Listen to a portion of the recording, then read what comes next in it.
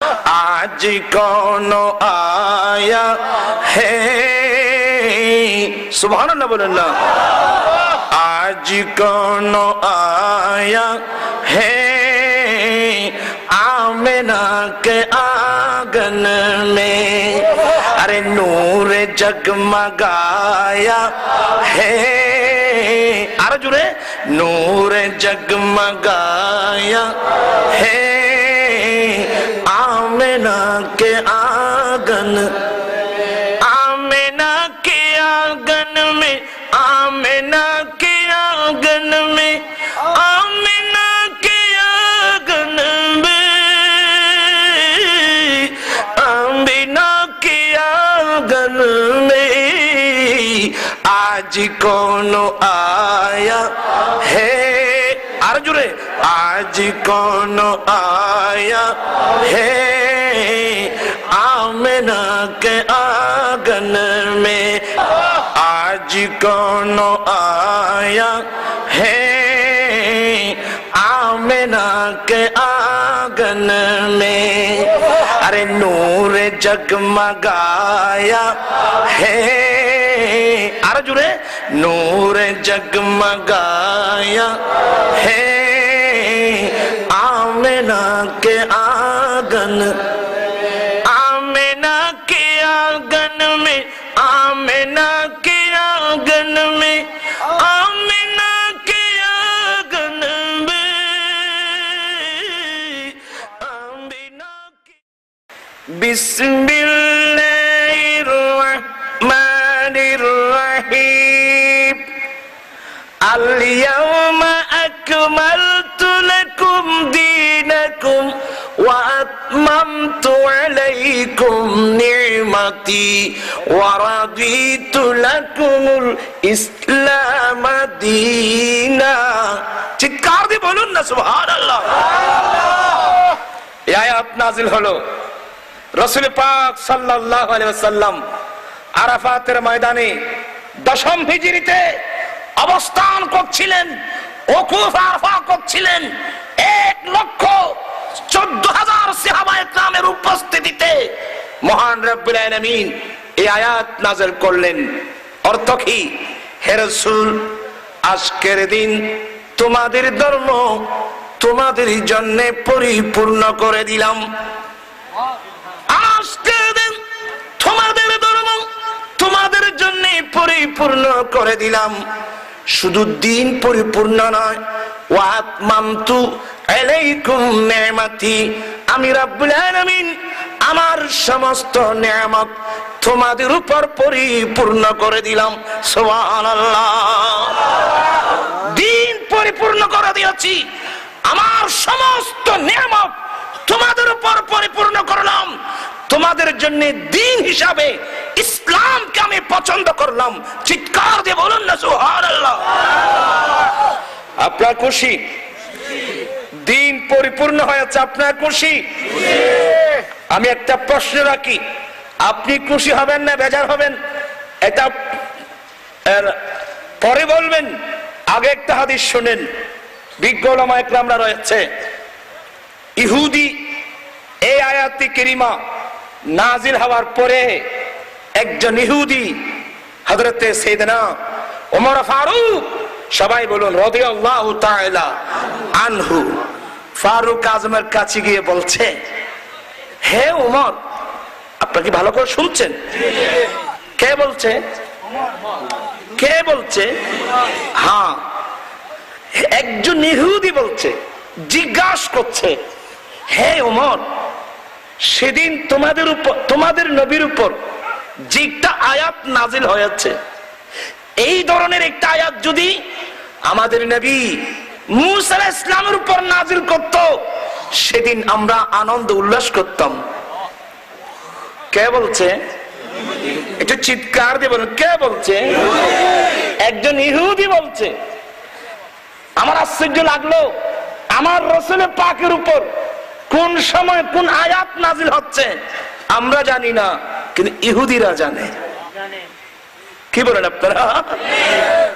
একজন ইহুদি বলছে, হুজুর, হে ওমর, সেদিন তোমাদের নবী নবীর উপর যে একটা আয়াত নাজিল হয়েছে, এই ধরনের একটা আয়াত যদি আমাদের নবীর উপর নাজিল হতো, আমরা সেদিন আনন্দ করতাম। তোমরা করো নাই কেন? ফারুক আজম জিজ্ঞাসা করলেন, এ ইহুদি, সে আয়াত কোন আয়াত? ইহুদি বলে, আল-ইয়াওমা আকমালতু লাকুম দীনাকুম ওয়া আতমামতু আলাইকুম নি'মাতি ওয়া রাদিতু লাকুমুল ইসলাম দীনা। আল্লাহ বলেন, আজকের দিন তোমাদের ধর্ম তোমাদের জন্য পরিপূর্ণ করে দিলাম। আমি রব্বুল আলামিনের সমস্ত নিয়ামত তোমাদের উপর পরিপূর্ণ করলাম। তোমাদের জন্য দিন হিসাবে ইসলামকে পছন্দ করলাম। এই আয়াত ফারুক আজম বলে, এ ইহুদি, যেদিন এই আয়াতে কারিমা নাজিল হয়েছে, সেদিন আমরা মুসলমানের দুটো ঈদ ছিল। সুবহানাল্লাহ।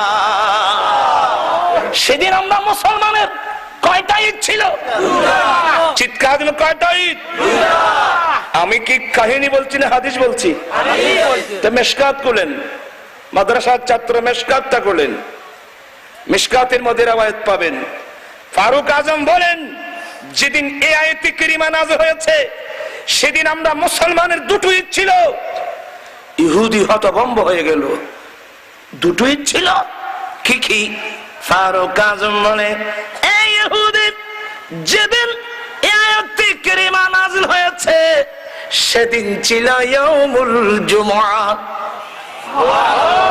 সেদিন ছিল ইয়াউমুল জুমআ, জুমার দিন। আমরা মুসলমানের জন্য ঈদের দিন। এক নম্বর, সেদিন ছিল জুমার দিন। জুমার দিন মুসলমানের জন্য ঈদের দিন। এক। দ্বিতীয় নম্বর, সেদিন ছিল ইয়াউমুল আরাফা, আরাফা দিবস। সারা বিশ্বের মুসলমান ওই জিলহজ মাসে আরাফাতের ময়দানে, জিলহজ মাসের 9 তারিখ যে ওকুফ আরফা করছিলেন, আরফাতের দিন অথবা আরাফা দিবস বিশ্বের মুসলমানের জন্য ঈদের দিন। আমি বলছি না, ফারুক আজম বলছেন। একটু চিৎকার দিয়ে বললে, কে বলছেন? আর কে বলছেন? জুমার দিন আমাদের জন্য, সবাই বলেন, জুমার দিন আমাদের জন্য, আরফা দিবস মুসলমানের জন্য, আর জুমার দিন মুসলমানের জন্য ঈদের দিন।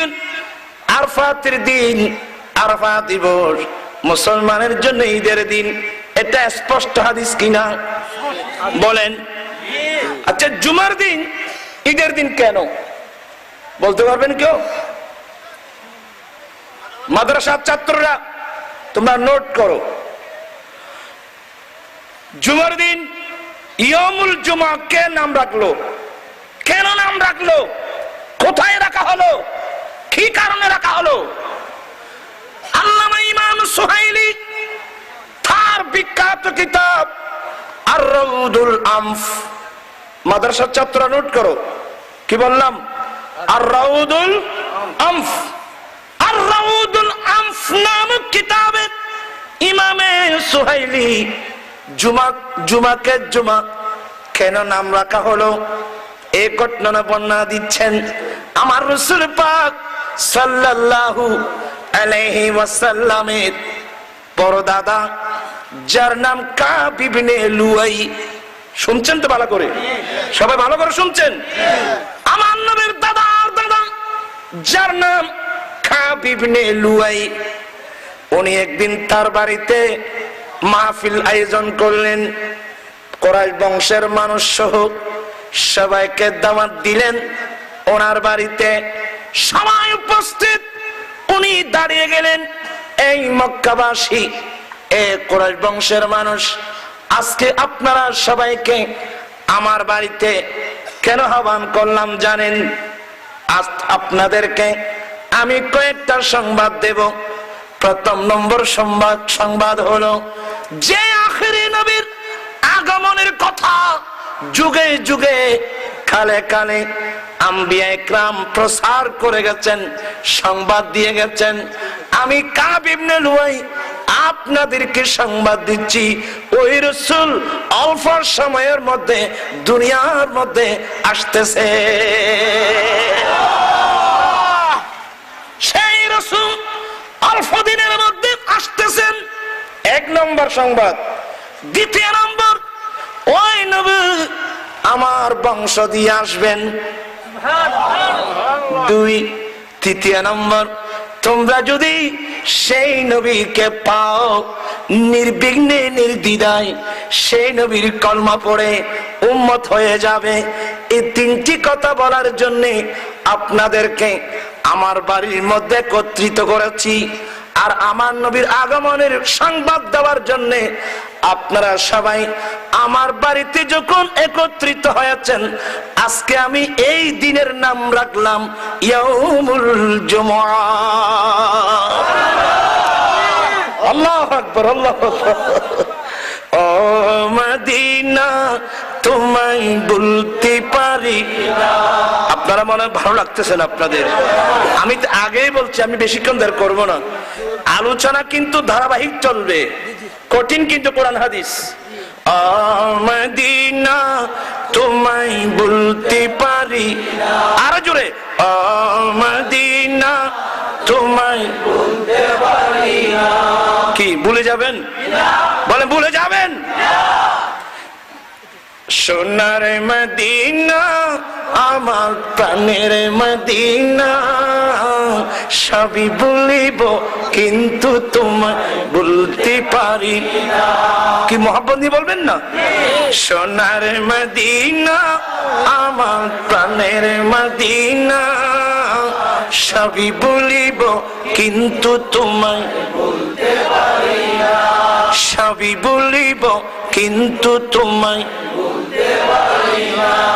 বলিনি ভুলব না বলতে পারি না, বলিনি ভুলব না বলতে পারি না। সবই বলিব কিন্তু তোমায় বলতে পারি না। আরেকটি মহব্বত নিয়ে পড়তে পারবেন না? আরেকটু, সোনার মদিনা আমার প্রাণের মদিনা, সবই বলিব কিন্তু তোমায় বলতে পারি না। সবই বলিব কিন্তু তোমায় বলতে পারি না। ইয়াসরম নামে তুমি ছিলে অলক্ষণের দেশ, বড়ই মারাত্মক যে ছিল তোমার পরিবেশ। ইয়াসরম নামে তুমি ছিলে অলক্ষণের দেশ, বড়ই মারাত্মক যে ছিল তোমার পরিবেশ। আরে নবীর ছোঁয়া পেয়ে তুমি সোনার মদিনা, নবীর ছোঁয়া পেয়ে তুমি সোনার মদিনা, সবই বলিব কিন্তু তোমায় বলতে পারি না। ওই বুড়া বুড়া মুরব্বীরা পড়তেছে, ছেলেরা কিন্তু পড়তেছে না। ইয়ং যারা, আপনার ইয়ং হলে আওয়াজ ইয়ং হতে হবে না?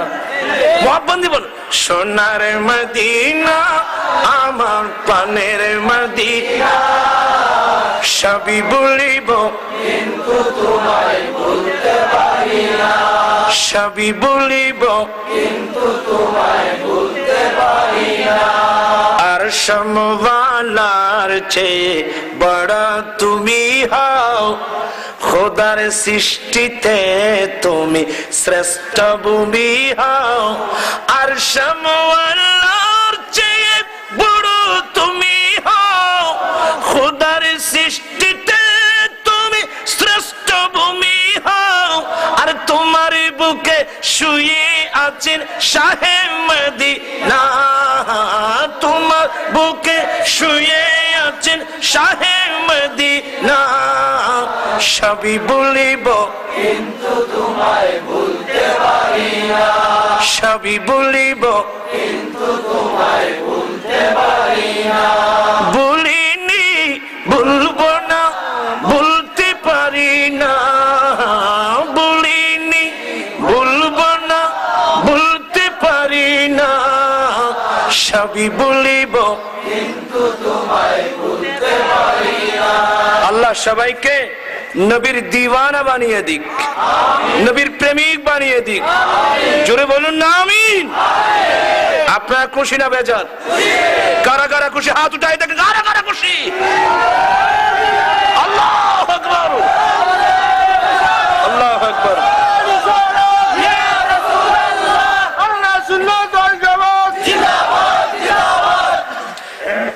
আপনারা খুশি না বেজার?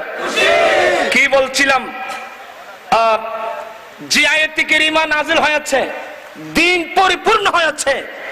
আমি কি বুঝাতে যাচ্ছিলাম, রাসূল পাক সাল্লাল্লাহু আলাইহি ওয়াসাল্লাম আমাদের জন্য পূর্ণাঙ্গ দ্বীন, পরিপূর্ণ ধর্ম ইসলাম আল্লাহর পক্ষ থেকে আমাদের জন্য এনেছেন। ঠিক কি না বলেন আমার ভাইরা? এতে আপনারা খুশি না বেজার?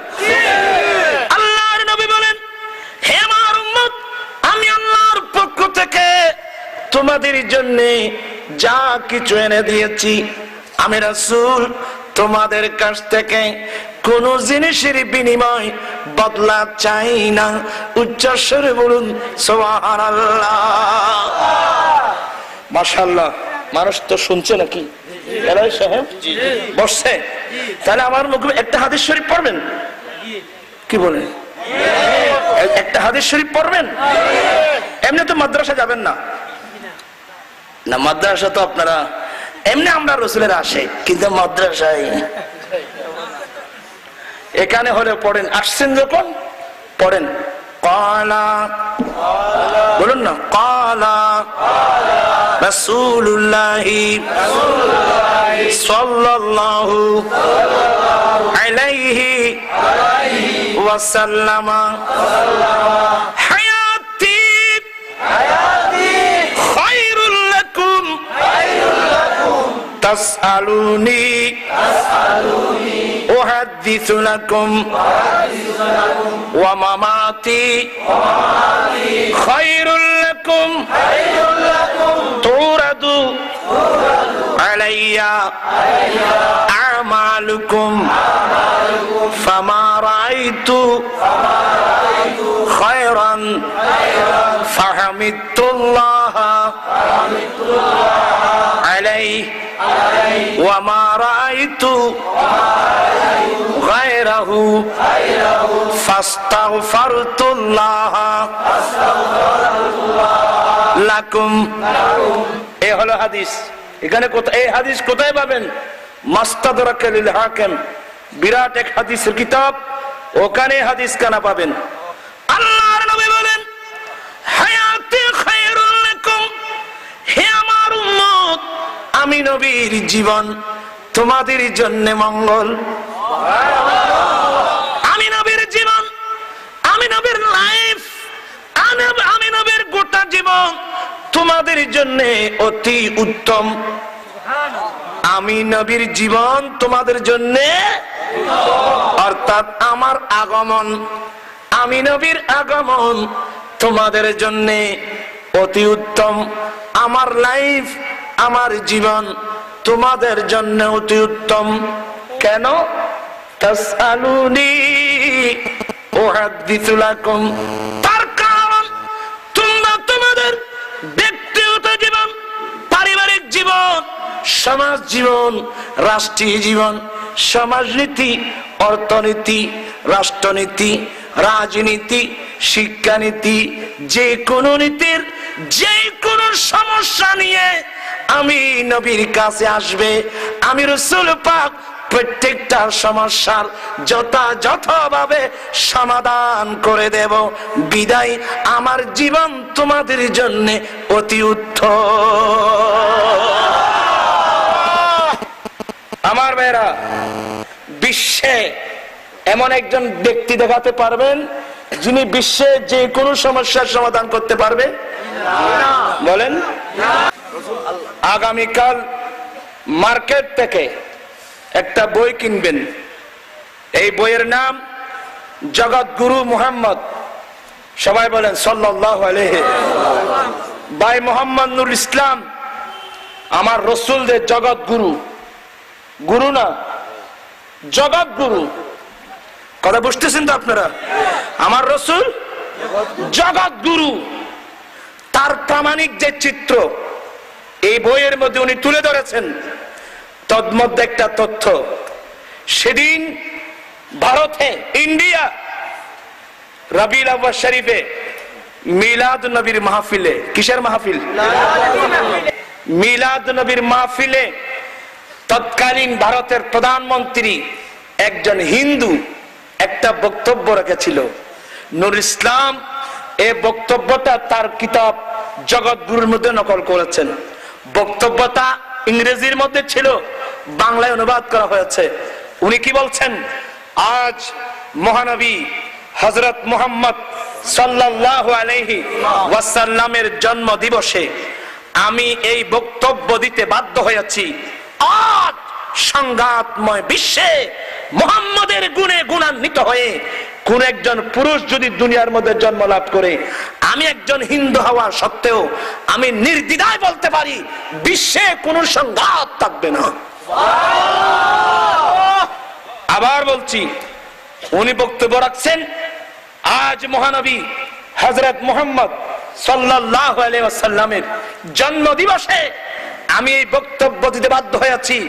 বর্তমান সংঘাতময় বিশ্বে মুহাম্মদের গুণে গুণান্বিত হয়ে কোন একজন পুরুষ যদি জন্ম লাভ করে, আমি একজন হিন্দু হওয়া সত্ত্বেও আমি নির্দ্বিধায় বলতে পারি বিশ্বে কোনো সংঘাত থাকবে না। এর বক্তব্য দ্বারা প্রমাণ হলো উনি হিন্দু হওয়ার পরেও স্বীকার করতে বাধ্য যে কোনো সমস্যার সমাধান দিতে পারে মুহাম্মদ রাসূলুল্লাহ সাল্লাল্লাহু আলাইহি ওয়াসাল্লাম। চিৎকার দিয়ে বলুন না সুবহানাল্লাহ। রাসূল পাক বলছেন, হায়াতি খায়রুল লাকুম, আমি রাসূল পাকের জীবন তোমাদের জন্য অতি উত্তম, অতি উত্তম। আরে রাসূল পাক না আসলে আমরা জীবনও পেতাম না। রাসূল পাক না আসলে আমরা তো জীবনও পেতাম না। আমি আপনাদেরকে এক কথা জানতে চাচ্ছি, আজকে আমাদের বাংলাদেশ থেকে আরম্ভ করে বিশ্বের মুসলমানের এই দুরবস্থা কেন? অবস্থা ভালো না দুরবস্থা? চিৎকার দিয়ে বলুন, ভালো অবস্থা না দুরবস্থা? কেন? এখানে প্রায় দেখছি স্কুলের ছাত্র, কলেজের ছাত্র, ইউনিভার্সিটির ছাত্র, আপনারা স্কুল কলেজে গিয়ে সমাজ বিজ্ঞান পড়ছেন, রাষ্ট্রবিজ্ঞান পড়তেছেন, ঠিক কিনা? কেউ পড়াচ্ছে, আমরা পড়ছি। বিজ্ঞান মানে কি উন্নতি না অবনতি? কি এগুলো কিছু বুঝে না মনে হয়।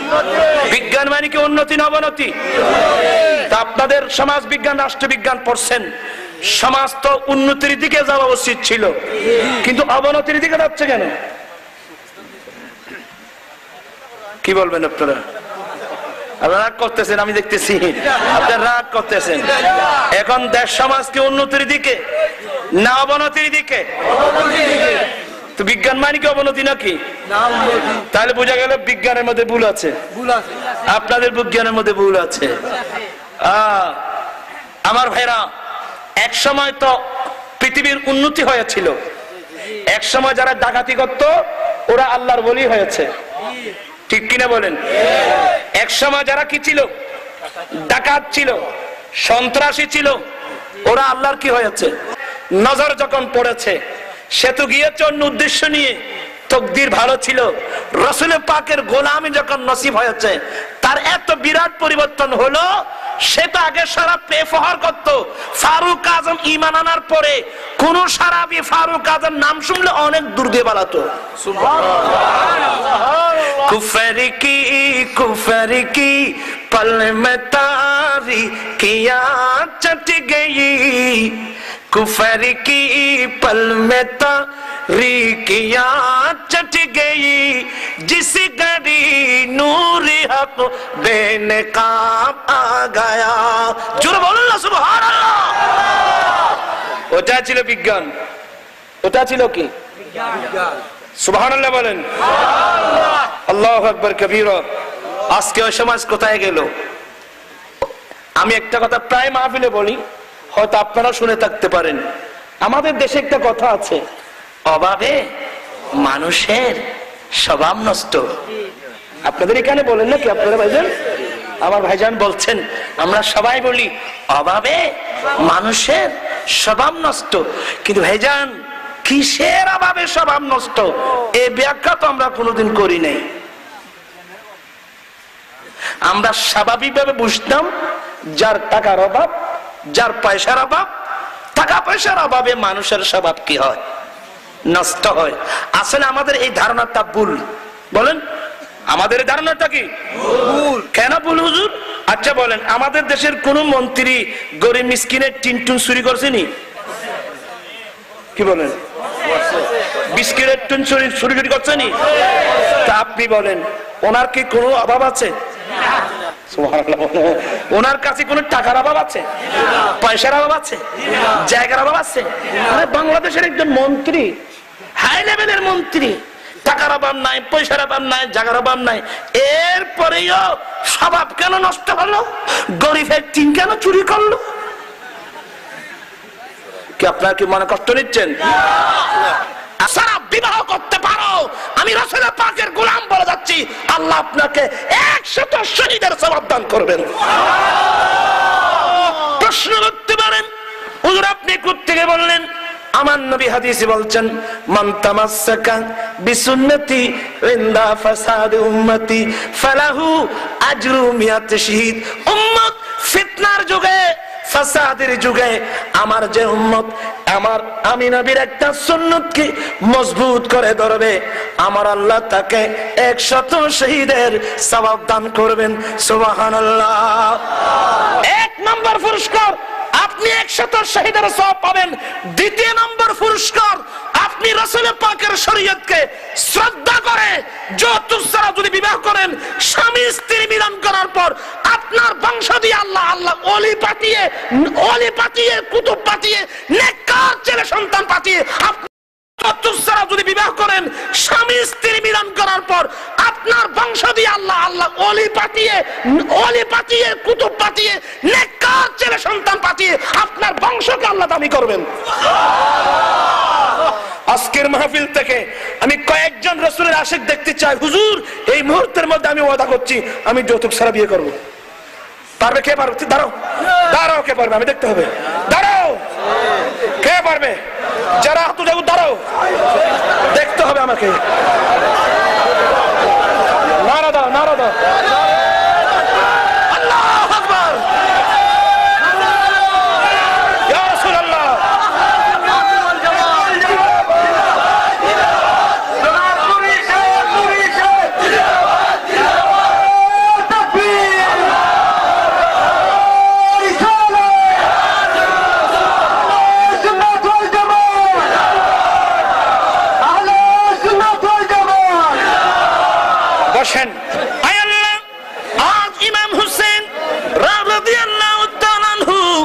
ইসলামী যুব সংঘের উদ্যোগে আয়োজিত কি ব্যাপার আপনারা হাসছেন কেন? জি বলেন।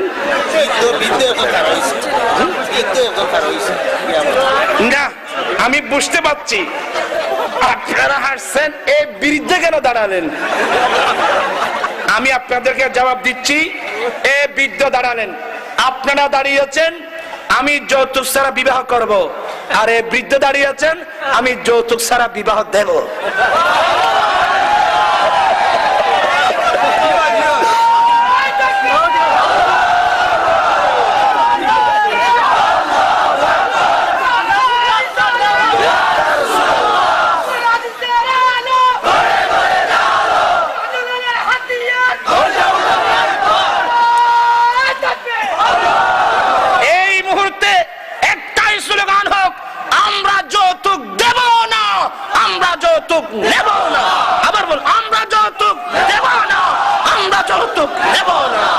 আলহামদুলিল্লাহ।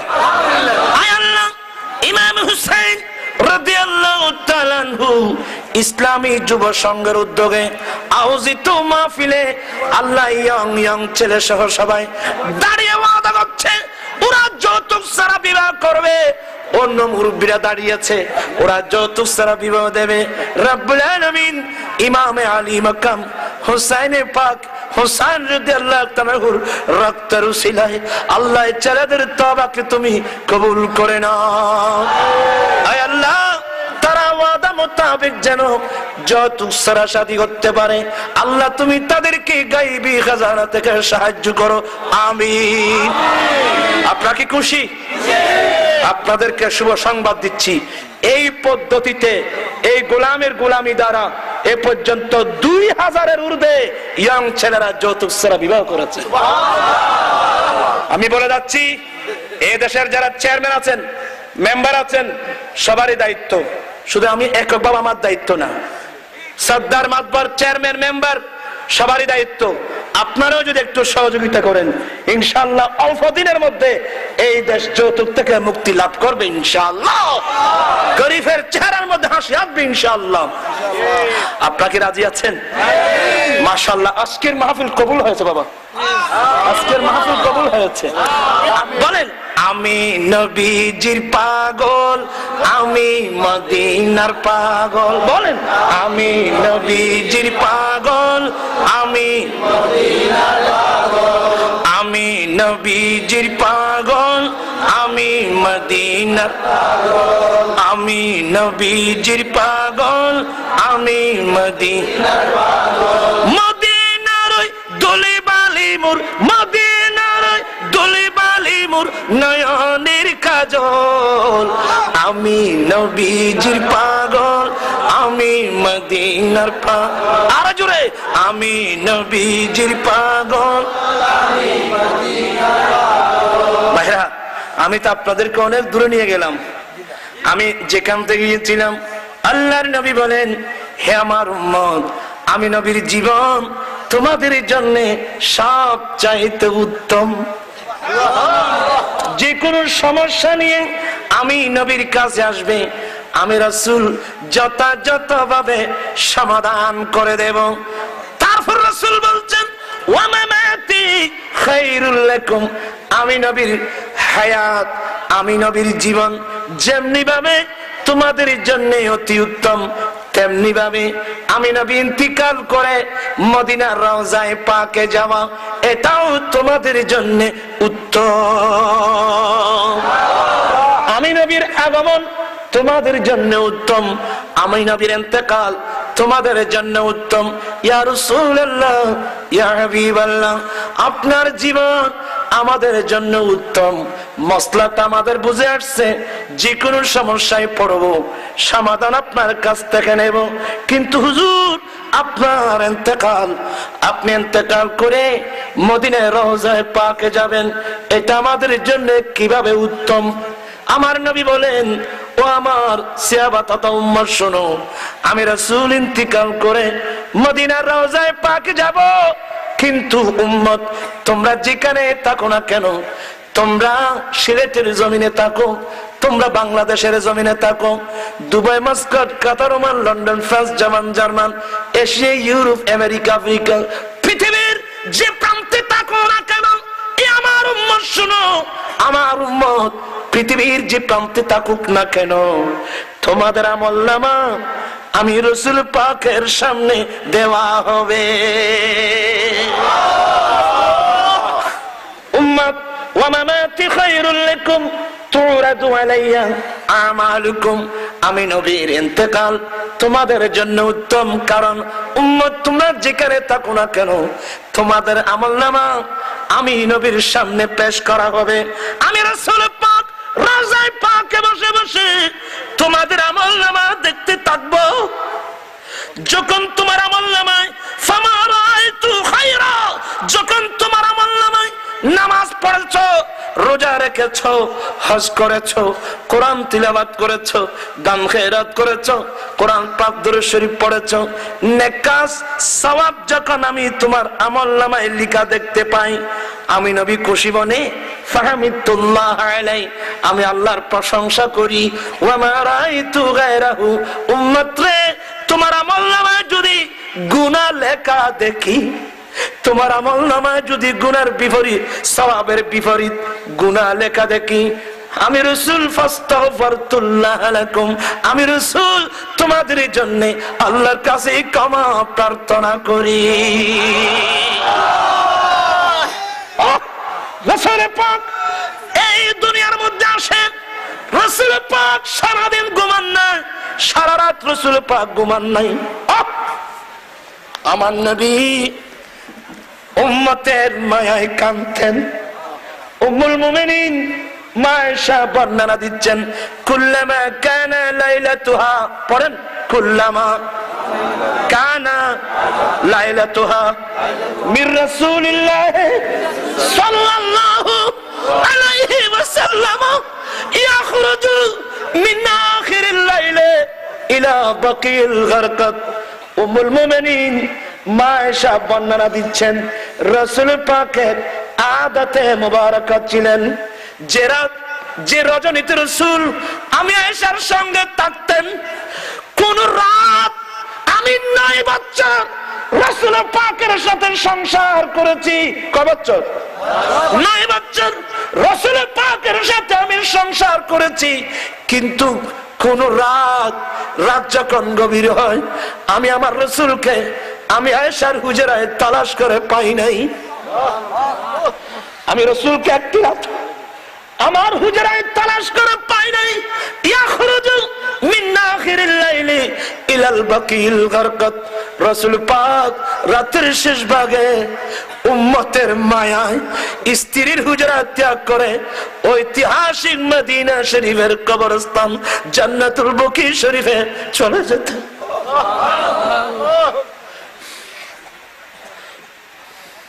রাসূল পাক উম্মতের মায়ায় মদিনা শরীফের ঐতিহাসিক কবরস্থান মাকবারাতুল বাকি জান্নাতুল বকি চলে যেতেন। ওখানে গিয়ে কি করতেন? রাসূল পাক কি বলতেন জানেন? আল্লাহুম্মা গফির লি আহলি বাকিল গারকাত। রব্বুল আলামিন এই জান্নাতুল বকি মদিনার এই কবরস্থানের মধ্যে আমার যে সমস্ত উম্মত মাটির নিচে শায়িত, আল্লাহ তুমি তাদের জীবনের গুনাহ তুমি মাফ করে দাও। আবার হাদিসে পাক করলে দেখবেন রাসূল পাক সারা রাত দাঁড়িয়ে দাঁড়িয়ে নামাজ পড়তেন, নূরানি 2 কদম ফুলে যেত। একদিন উম্মুল মুমিনিন মা আয়েশা বলেন, ইয়া রাসূলুল্লাহ, ইয়া হাবিবাল্লাহ, আপনার কাছে তো কোনো গুনাহ নাই। সুবহানাল্লাহ বলেন। আপনার কাছে কোনো গুনাহ নাই, আপনার আগের পরের সব মাফ। এটা একটা আরবি ইস্তেলাহ, কি মানে আপনার কাছে কোনো গুনাহ নাই। আপনি সারা রাত কদম ফুলে ফুলে নামাজ কেন পড়তেছেন? আমার নবী বলেন, আয়েশা রে, আমি আমার গুনাহ মাফ করাবার জন্য তো নামাজ পড়ছি না। আল্লাহ কোরআনে কি বলছেন? ইন্না আতাইনাকাল কাউসার ফাসাল্লি লিরাব্বিকা ওয়ানহার। আল্লাহ বলেন, হে রাসূল, আমি রব্বুল আলামিন আপনাকে কাউসার দান করেছি, বিদায় আপনি আপনার রবের জন্য নামাজ পড়ুন। এই নামাজের এক তাফসীর হলো এটা সালাতুশ শুকর, নবী শুকরিয়ার নামাজ পড়েছেন। নবী বললেন, আয়েশা রে, আওয়ালা মাকুন আবদান শাকুরা। ও আয়েশা, আমি আল্লাহর শুকর আদায়কারী বান্দা কি হব না? কি মানে? আমি গুনাহ মাফ করাবার জন্য নামাজ পড়তেছি না। আল্লাহ আমাকে ইমামুল আম্বিয়া বানিয়েছেন, খাতামুন নবীন বানিয়েছেন, আল্লাহ আমাকে কাউসার দান করেছেন। আমি আল্লাহর নিয়ামতের শুকরিয়া আদায় করার জন্য নামাজ পড়তেছি। আমার ভাইয়েরা, শুধু দুনিয়ায় নয়, রাসূল পাক রওজায়ে পাকের মধ্যে যাওয়ার পরেও ওখানে রাসূল পাকের চিন্তা, রব্বি হাবিলি উম্মতি, রব্বি হাবিলি উম্মতি, রব্বি হাবিলি। শুধু তাই না, কিয়ামতের ময়দানে আমার রাসূল পাক উঠবেন, নবীর 2 চক্ষু দিয়ে গড়িয়ে গড়িয়ে পানি পড়বে। একটি আওয়াজ, রব্বি হাবিলি উম্মতি। আমার ভাইয়েরা, কিয়ামতের ময়দানে উঠবেন, যেদিকে চোখ দিবেন কান দিবেন, আদম আলাইহিস সালাম থেকে ঈসা আলাইহিস সালাম পর্যন্ত সবার মুখে একটাই স্লোগান, ইয়া নাফসি, ইয়া নাফসি, ইয়া নাফসি। আমরা বলবো ইয়া নাফসি, সবাই বলবে ইয়া নফসি, যেদিকে কান লাগাবেন আওয়াজ শুনবেন ইয়া নফসি, কিন্তু একটি মাত্র জবান মুস্তাফা, ও কান থেকে আওয়াজ আসবে রব্বি হাবলি উম্মতি। सुनते हैं कि महशर में, सुनते हैं कि महशर में सिर्फ उनकी रसाई है, गर उनकी रसाई है, गर उनकी रसाई है, लो जब तू बनाई है, सुनते हैं कि महशर में अल्लाहुम्मा सल्ले अला सय्यिदिना व अला आलि सय्यिदिना। ভাইরা, আপনাদের কষ্ট হবে, আসলে রাত গভীর হয়েছে তো আপনাদের কষ্ট হবে, হবে না? তাহলে মেন আয়াত আসেন। আল্লাহ নবী বলেন, হে আমার উম্মত, আমি আল্লাহর পক্ষ থেকে তোমাদের জন্য যা কিছু এনে দিয়েছি, আমি নবী তোমাদের কাছ থেকে কোন নেয়ামতের বিনিময় বদলা চাই না। একটি জিনিস তোমাদের কাছে চাই, আমি নবীর আহলে বাইতের প্রেম আর ভালোবাসা। আচ্ছা বলেন আমার ভাইরা, সংক্ষেপে বলছি, রাসূল পাক আমাদের কাছে নবীর পরিবার আহলে বাইতের ভালোবাসা চেয়েছেন, ঠিক কিনা?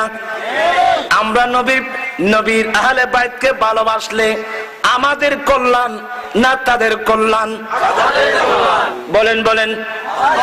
জফা নামক স্থানে একটা পুকুর ছিল যার নাম গাদিরে খুম। গাদিরে খুমের পাড়ে দাঁড়িয়ে আরেকটা খুতবা দিয়েছেন, এ আমার সাহাবা کرام, অল্প দিনের মধ্যে আল্লাহর পক্ষ থেকে আমি রাসূলকে নিয়ে যাওয়ার জন্য একটা রাসূল আসবেন। এখানে রাসূল মানে রাসূল লগাবি, আজরাইল আলাইহিস সালাম আসবেন, আমি তোমাদের থেকে বিদায় হয়ে যাব।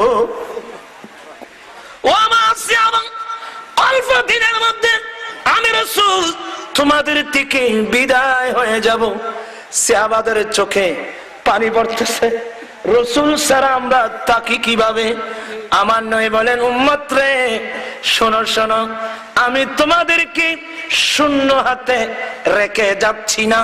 ওয়ানা তারিকুম ফিকুমুস সাকালাইন, আমি নবী তোমাদের কাছে মহামূল্যবান দুটো সম্পদ রেখে যাচ্ছি। তোমরা জীবনের যে কোনো ক্ষেত্রে এই দুই সম্পদকে আঁকড়িয়ে ধরলে তোমরা কোনোদিন পথভ্রষ্ট হবে না। আমি তোমাদের জন্য দুটো সম্পদ রেখে যাচ্ছি, তোমাদেরকে শূন্য হাতে রেখে যাচ্ছি না। আমি তোমাদের কাছে মহামূল্যবান দুটো সম্পদ রেখে যাচ্ছি, এই দুই সম্পদকে তোমরা যদি আঁকড়িয়ে ধরো তোমরা কোনোদিন পথভ্রষ্ট হবে না। তন্মধ্যে আউয়ালুহুমা কিতাবুল্লাহ তাআলা, প্রথম নম্বর সম্পদ হলো আল্লাহর কিতাব, ফিহিল হুদা ওয়ান নূর, যে কিতাবের মধ্যে তোমাদের জন্য হেদায়েত আছে। কি মানি? তুমি তোমার ব্যক্তিগত জীবন কিভাবে গঠন করবে, পরিবার কিভাবে চালাবে, সমাজ কিভাবে চালাবে, রাষ্ট্র কিভাবে চালাবে, যাবতীয় বিষয় এই কিতাব তোমাকে গাইড করবে। ওয়ান নূর, এই কিতাবের মধ্যে আলো আছে, তোমাকে আলো দেবে। তুমি কোনটা জাহান্নামের রাস্তা, কোনটা বেহেশতের রাস্তা তুমি নির্ণয় করতে পারবে। এক নম্বর ওয়াইতিরাতি আহলু বাইতি। দ্বিতীয় নম্বর সম্পদ হলো আমি নবীর পরিবার। এখন প্রশ্ন আসবে, হুজুর এক নম্বর হলো কোরআন, দ্বিতীয় নম্বর নবীর পরিবার, ব্যাপারটা কি? আমার ভাইয়েরা, ওইদিকে আল্লাহ বলছেন, কাদ জাআকুম মিনাল্লাহি নূরু ওয়া কিতাবুম মুবিন। নূর মানে রাসূল, কিতাব মানে কোরআন। কি মানে? কোরআন হলো থিওরিক্যাল, আমার নবী হলেন প্র্যাকটিক্যাল। আর আমার নবীর পরে কোরআন শরীফ হচ্ছে থিওরিক্যাল, আমার নবীর পরে নবীর আহলে বাইত হচ্ছে প্র্যাকটিক্যাল কোরআন। আল্লাহু আকবার, আল্লাহু আকবার।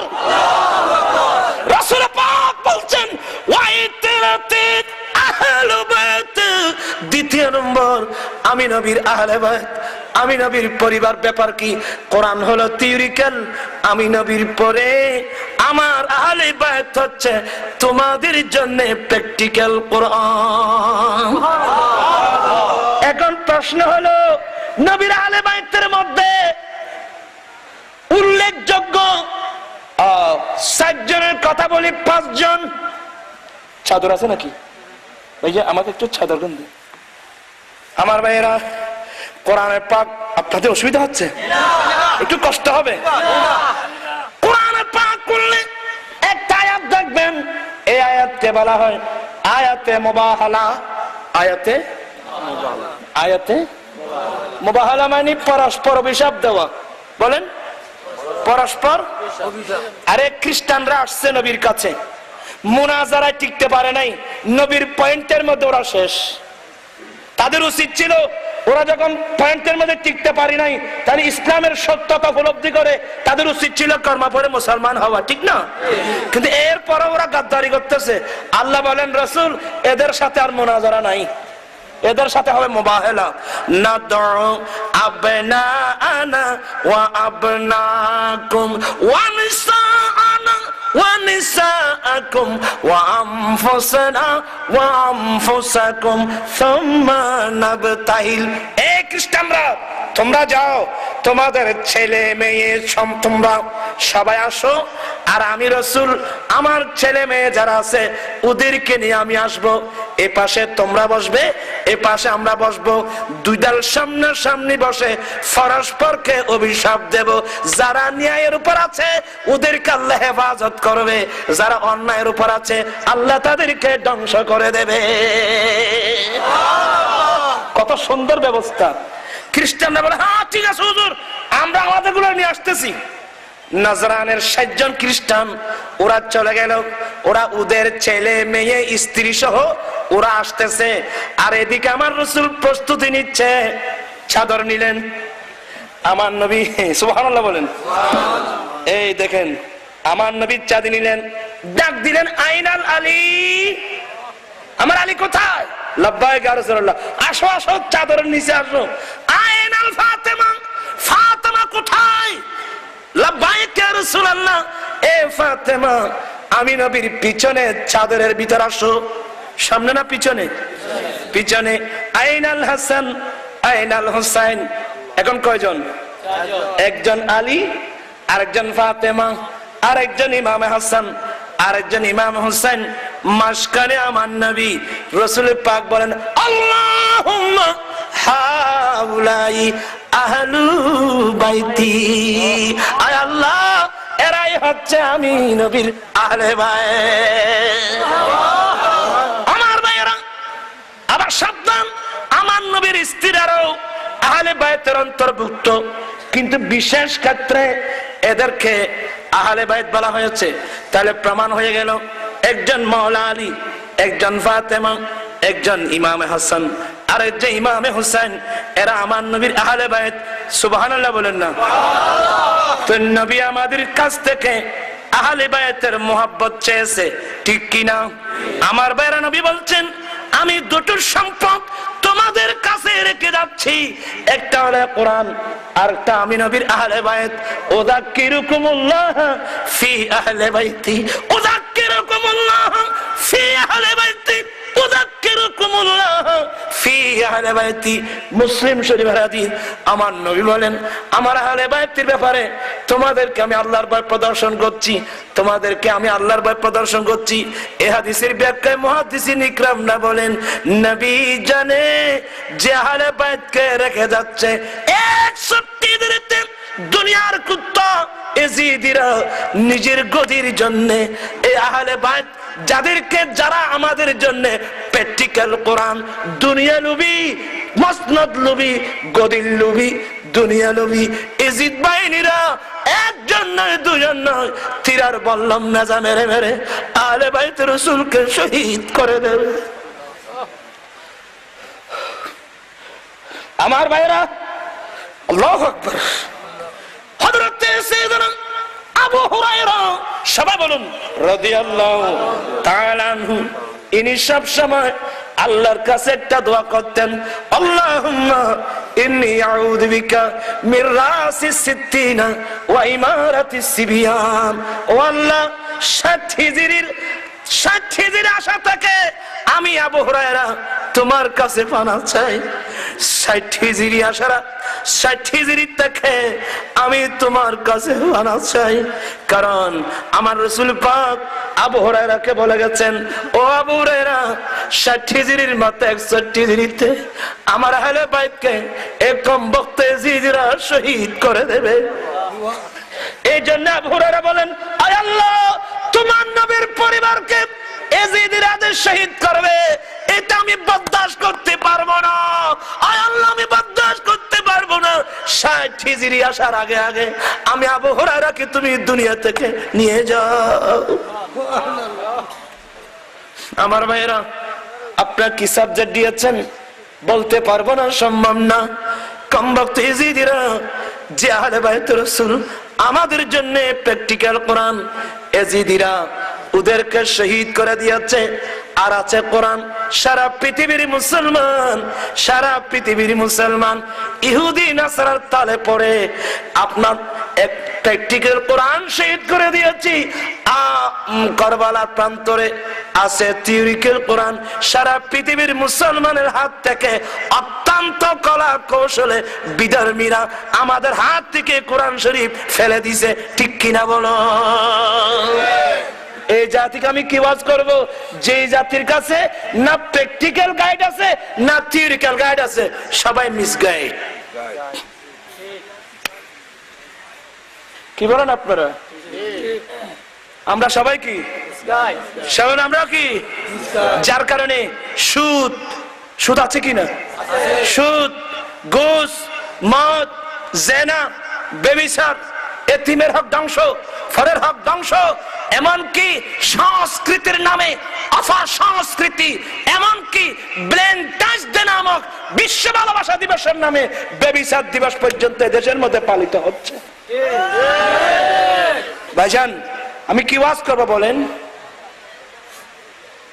এই মুহূর্তের মধ্যে আমাদের গাইডবুক আছে তো, আমি আজকের মাহফিল থেকে অনুরোধ জানাবো, আহলে বাইতকে কিভাবে শহীদ করছে এই চিত্র যদি আমি তুলে ধরি, মানুষ হার্ট ফেল করবে,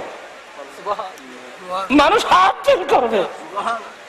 কিতাবে দেখতেছি ইমাম হুসাইনের ছেলে জাইনুল আবদিন, যিনি একমাত্র সন্তান বেঁচে ছিলেন, উনি ময়দানে কারবালা থেকে যাওয়ার পরে গোয়ানির গ্লাস পড়ে যায়। ব্যাপার কি? বলে, বাবারা, জাইনুল আবদিনের এই চোখে ময়দানে কারবালায় যে দৃশ্য আমি দেখেছি, তোমরা যদি দেখতে তোমাদের হাত থেকে পানির গ্লাস পড়ে যেত।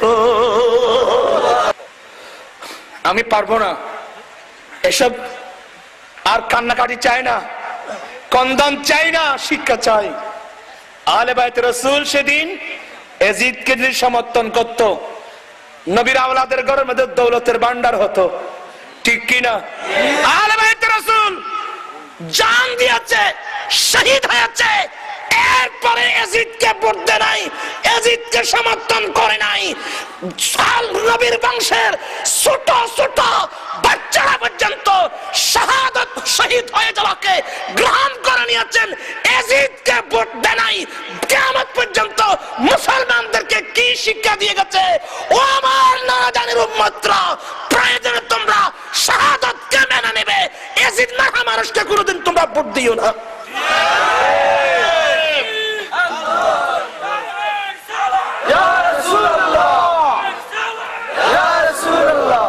আমি আজকে আর বলবো না, রাত একটা হচ্ছে, অনেক রাত হয়ে গেছে। একটাই নসিহত, আজকে আমরা ভোট দিচ্ছি, সুদকে সমর্থন করছি, ঘুষকে সমর্থন করছি, নারীর ব্যাপারটাকে আমরা সমর্থন করছি, ঠিক কিনা ভাইরা আমার? কালকে আমাদের মাঠে আপনার লিস্টি কোন কাতার উঠবে চিন্তা করবে। এই শিক্ষাটা নিয়ে যদি বাকি জীবন গঠন করতে পারেন, জীবন হবে সার্থক। নতুবা আপনি কোথায় যাবেন আপনি নিজেই দেখবেন। আল্লাহ পাক এই মাহফিলকে কবুল করুক। আমার আলোচনা দ্বারা কষ্ট পেয়ে তাহলে মাফ করে দেবেন। আসুন আমার রাসূল একটু দাঁড়িয়ে মোহাব্বতের সাথে সালাম জানাই।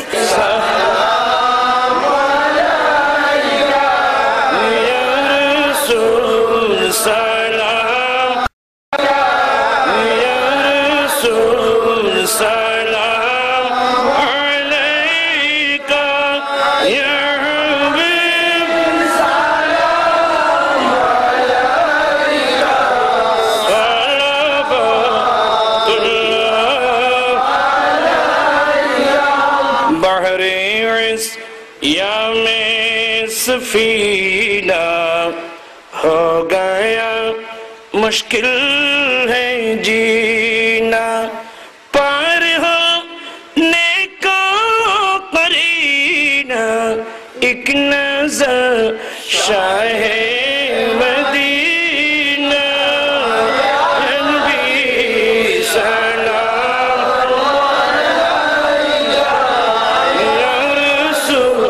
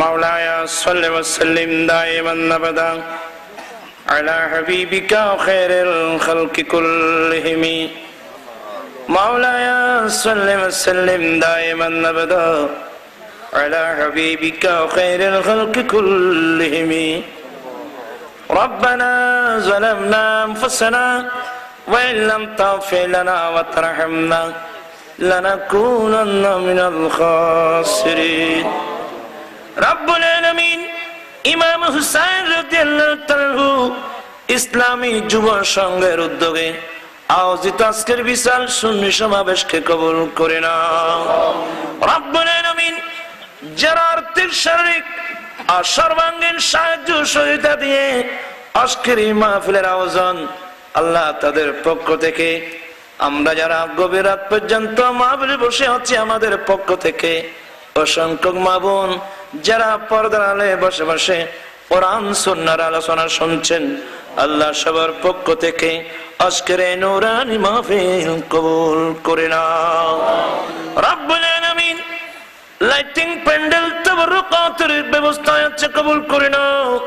শুরু থেকে পর্যন্ত যতটুকু কোরআন সুন্নাহ বয়ান হয়েছে, দুরূদ সালাম কিয়াম মিলাদ গুলো এই গরীব উম্মতের পক্ষ থেকে হাদিয়াতান তাওফাতান সোনার মদিনায় পৌঁছিয়ে দাও।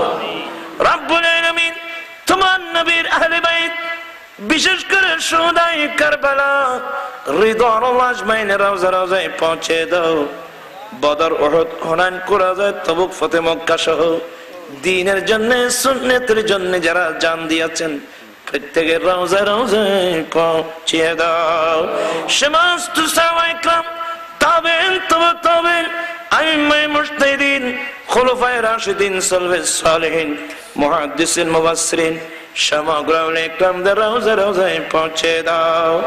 আয় আল্লাহ, বাংলার জমিনে শাহে জালাল সিলেটে মনিয়ার মুজাররদি সহ যত ওলি গাউস কুতুব আব্দুল নাজিম নকির দুনিয়া থেকে ইন্তিকাল করছেন প্রত্যেক রওজা রওজায় পৌঁছে দাও। সকলের মাকামাত কিয়ামত পর্যন্ত বুলন্দ করো। আয় আল্লাহ, আমরা যাদের মুহাব্বতের আব্বা আম্মা দাদা দাদি নানা নানি ভাই বন্ধু আত্মীয় স্বজন চিরদিনের জন্য বিদায় হয়ে কবরস্থানে চলে গেছে রে,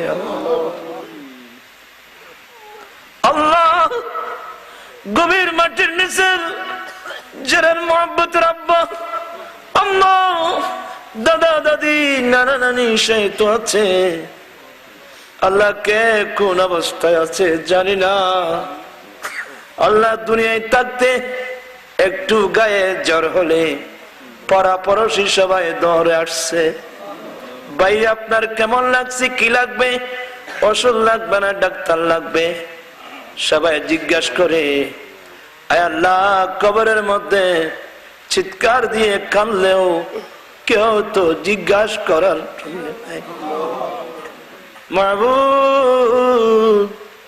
গভীর রাত্রে আল্লাহ হাত উঠায় ফরিয়াদ করছি, মাহবুব আমাদের আব্বা আম্মা ভাই বন্ধু যারা কবরস্থানে যাচ্ছে, রে আল্লাহ আজকের মাহফিলের সওয়াব প্রত্যেক কবরে কবরে পৌঁছিয়ে দাও, সকলের কবরকে বেহেশতের বাগান বানিয়ে দাও। আয় আল্লাহ, অনেক অপরাধ করেছি, কবিরা সগীরা, জেনে না জেনে, ইচ্ছে অনিচ্ছে গুনার সমুদ্রে ডুবে আছি। মাহবুব জানি না কার কাছে কোন সময় মালিকুল মউত এসে যায়, কোন সময় মালিকুল মউত এসে যায়। আল্লাহ আমরা আমাদের সাকরাত কেমন হবে আল্লাহ ভয় লাগে রে আল্লাহ। তোমার মাহবুব নবীর আহলে বাইত শুহাদায়ে কারবালার উসিলায় আল্লাহ আমাদের সাকরাত তুমি সহজ করে দাও। আল্লাহ দুনিয়াতে যাওয়ার সময় তোমার নবীর নূরানি চেহারা দেখাইও, নবীর নূরানি চেহারা দেখলে মতের কষ্ট অনুভব হবে না। আল্লাহ আমাদেরকে, আল্লাহ কুয়াশার মধ্যে ইয়া রাসূলুল্লাহ ইয়া নবী আল্লাহ চিৎকার করতেছে, আল্লাহ কোনদিন তো দেখলাম না, আল্লাহ কোনদিন তো দেখলাম না। আল্লাহ তুমি চাইলে আল্লাহ দেখলাম না তো দেখলাম না, দেখবার ক্ষমতাও নাই অপরাধী আমরা, আল্লাহ দেখাবার ক্ষমতা তো তোমার কাছে আছে। আল্লাহ মতের বিছানায় নবীজিকে দেখাইও, নবী নূরানি চেহারা দেখে কলমা পড়ে ঈমানের সাথে যাওয়ার ব্যবস্থা করে দাও। আয় আল্লাহ, আয় আল্লাহ, অনেক প্রবাসী ভাইয়েরা মাহফিলের জন্য টাকা পাঠিয়েছেন, আল্লাহ তাদের দান কবুল করে নাও। আয় আল্লাহ, অনেক ভাই বিদেশে যেতে চাচ্ছে, লন্ডন আমেরিকা যেতে চাচ্ছে, যাওয়ার ব্যবস্থা করে দাও। আল্লাহ আমাদের মধ্যে যারা রোগাক্রান্ত সেবা দান করো, কর্জদার থাকলে মুক্ত করে দাও, বেকার থাকলে কাজের সন্ধান দাও, লাউলাদি থাকলে নিকার আওলাদ দান করো, চাকরিজীবী থাকলে প্রমোশন দাও, ব্যবসায়ী থাকলে উন্নতি দাও, ছাত্র ছাত্রী থাকলে জ্ঞান দাও, ফরকার্থী থাকলে কামিয়াব করো। আল্লাহ যারা টাকা পয়সায় কষ্ট পাচ্ছে সবাইকে তুমি বেলায় সব দৌলত দান করো। আমার কাছে যারা দোয়া চেয়েছে আল্লাহ নাম বলতে হবে না, তুমি জানো, আল্লাহ ভাইদের পক্ষ থেকে দোয়া দরাস্ত কবুল আর মঞ্জুর করো। আল্লাহ আখিরে ফরিয়াদ মদিনা না দেখায় মতের বিছানায় নিও, ইচ্ছে জাগে আমাদের যেতে মদিনায়, ইচ্ছে জাগে চুমুকেতে সোনালি পর্দা, ইচ্ছে জাগে আমাদের যেতে মদিনায়, ইচ্ছে জাগে চুমুকেতে সোনালি। সারা বছর অনেকে জিয়ারত করে, জিলহজ মাসে হাজিরা হজ পালন করে, তাদের সঙ্গী হতে আমারই মন চায়, তাদের সঙ্গী হতে আমারই মন চায়, ইচ্ছে জাগে চুমুকেতে শোনা আমিন আমিন ওয়াজাল আখিরা কালামান ইনদাল মাউতি শাহাদাতাল্লাহ ইলাহা ইল্লাল্লাহু মুহাম্মাদুর রাসূলুল্লাহ